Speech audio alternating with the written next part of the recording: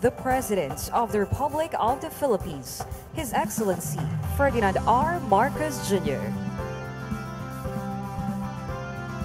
May we invite the President, together with Transportation Secretary Vince Dizon, Mindanao Development Authority Secretary Leo Magno, Special Assistant to the President Tonio Ernesto Lagdameo Jr., PPA General Manager J. Daniel Santiago to lead the unveiling of the Balingon Port Expansion Project Marker.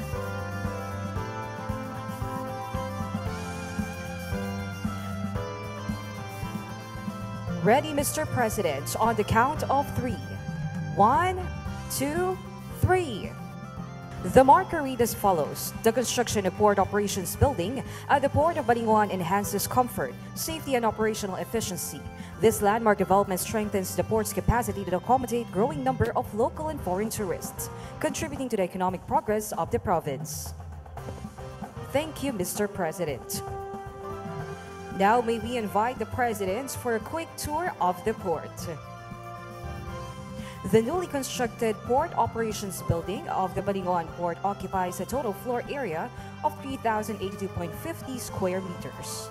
This building, designed with a single-level and high-ceiling layout, is equipped with modern amenities and houses various facilities to afford utmost comfort, convenience, safety, and security of the seagoing public.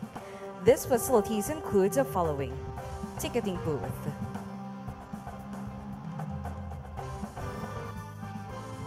the President is now at the Security Inspection X-ray area. Once again, ladies and gentlemen, the President of the Republic of the Philippines, His Excellency President Ferdinand R. Marcos Jr. The President is now at the kids' playroom.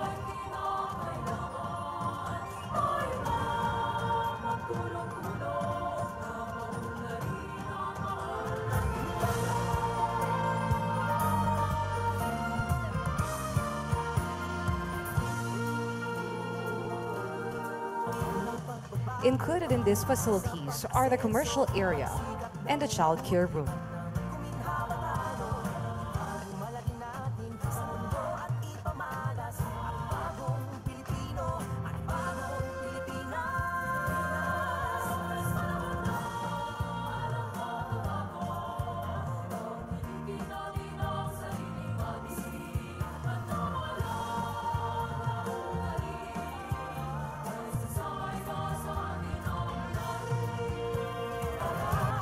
That ends our tour of the Balingon Port Expansion Project. Once again, ladies and gentlemen, the President of the Republic of the Philippines, His Excellency Ferdinand R. Marcos Jr.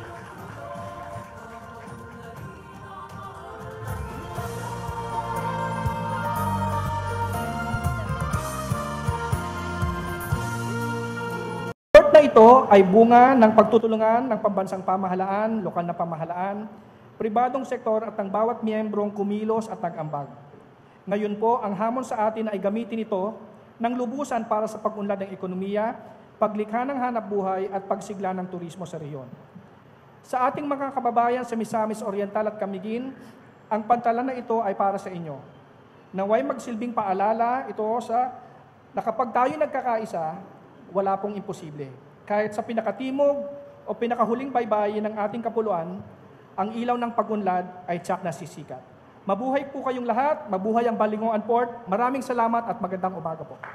And this is really a testament to the President's vision of building better and building more. Build better, more. Yun po ang sabi at habilin ng ating Pangulo. At ito pong Balingon Port, ito pong Balingon Passenger Terminal, ay klarong ehemplo ng bisyon ng ating mahal na Pangulo. So please allow me to end po. I just want to quote Joel Barker when he said, "Vision without action is merely a dream. Action without vision just passes the time. But vision with action can change the world." This is the President's vision. The action was the action of the hardworking men and women of the PPA working together with the provincial government and the local government. And together, guided by the President's vision, we have turned this vision to build better and build more into real progress that people can feel every day. 1,700 passengers every day po, Mr. President, ang dumadaan dito. At dadami na lang po at dadami niyan. Sabi nga po ni Gov at ni GMJ, from one route, which is Balingoan to Camiguin, dahil po sa kagandahan nitong infrastructure na ito, manganganak na po ito at pupunta na po ito sa iba't ibang lugar, hindi lamang sa Mindanao, kundi pati sa Visayas. And that is the proof of the authenticity of the President's vision. That from his vision has been born this terminal for the people.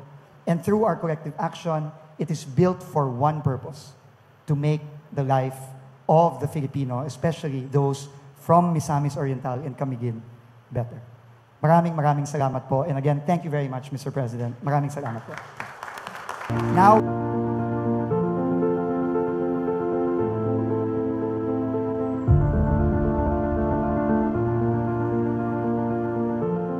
sa unang panahon, maliit pa itong pier namin.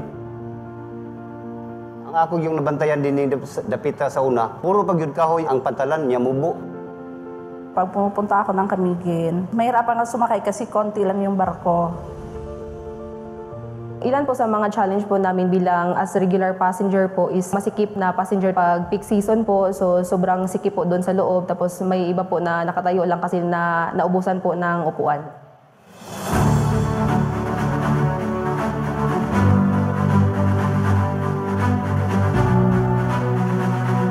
Pagpasok ko, napansin ko kaagad na malawak yung building, tsaka mas marami ng upuan. Yung mga pasahero, komportable na po sila. Maganda na po at saka maluwag. Komportable na po yung mga pasahero na papuntang Camiguin. Ang napansin ko po dito sa bagong passenger terminal building is nasusolusyonan po yung masikip na PTB. May aircon na tapos dati wala pa. May nabigay na po sila ng sapat na pasilidad kagaya ng mga upuan, comfort rooms, at saka mga ticketing booths na siyang nagbibigay na at nagpapadali ng proseso sa pagbiyahe. After ng magka-COVID pandemic, we see a resurgence ng tourism industry. The Camiguin province had been so intensive sa kanilang campaign to increase their tourism industry. That's one of the factor na kinoconsider ng PPA para magtayo ng mas bigger na facility to accommodate more passengers at lalong-lalo na mas maging convenient, comfortable at maganda yung biyahe nila. So, nagpasalamat ko nga doon na improvement sa PPS nga pag lambo aron pagdako sa mga building aron ang tanan nga mga pasahero, ingon man mga bisita natong mga turista ma-accommodate sa sulod gid ako naman nga tong pantalan dili para sa una nga gamay. Maraming salamat po talaga kasi nabigyan na po ng maayos at organisadong port ang Balingwan tapos may komportabling lugar na yung mga pasahero. Maraming salamat po sa Philippine Ports Authority at saka po sa DOTR na nakaprovide po sila dito sa proyekto na to. Kampante na yung pasahero at saka po safety yung pagbiyahe. Nagpapasalamat ako sa Philippine Ports Authority at saka DOTR na nakapagpatayo sila ng ganito kalaking building para sa aming mga pasahero.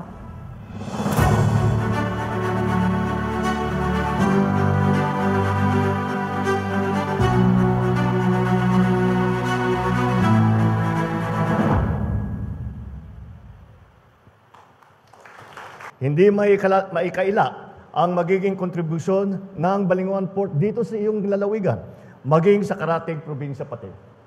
Magbibigay daan ito sa mas mabilis at madaling daloy ng mga produkto at mga tao na siya naman ang magbibigay daan sa pag-uunlad ng kalakalan at turismo sa inyong probinsya at ang mga karatig na lugar at sa buong region. Ang pantalan ng Balinghoan ay mahalagang daanan papunta sa Camiguin, na tulad ng Misor ay isang napakagandang probinsya rin dahil sa taglay ng mga malakristal na dalampasigan at nakakamanghang tanawin ng mga bulkan. Sa pagsasaayos natin sa pasilidad na ito, asahan natin na lalakas ang turismo, bubuhos ang negosyo, lalago ang ekonomiya, at higit sa lahat, mas gaganda ang kabuhayan ng mga tiga Misamis Oriental. Isa lamang po ito sa aming mga proyekto. Ito yung sa aming mga ginagawa upang gawing makabago ang mga pantalan sa ating kapulungan. Nitong nakaraang taon, natapos natin ang pagpapalawak ng passenger terminal building ng Pantalan naman ng Batangas. Sa ngayon, ito ay kayang tumanggap ng hanggang 8,000 pasahero na. Malayo sa dating 2,500 lamang na pasahero na seating capacity nito dati.